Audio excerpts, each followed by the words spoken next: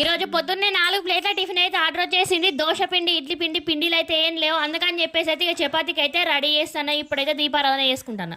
ఓం నమో వెంకటేశాయ, ఓం నమో వెంకటేశాయ. అందరూ బాగుండాలి, అందులో మేము కూడా బాగుండాలని ఆ దేవుడిని ఎప్పుడు ప్రార్థిస్తాను.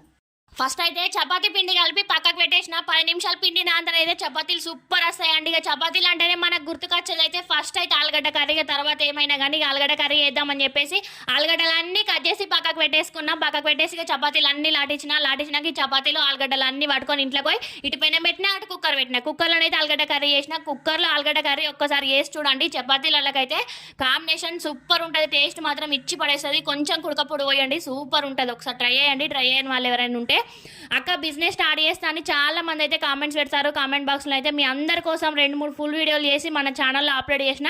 చూడని వాళ్ళు ఎవరైనా ఉంటే ప్లీజ్ చూడండి, మీకు ఏమైనా యూజ్ అవుతుంది కావచ్చు. వీడియో కింద అయితే ఫుల్ వీడియో లింక్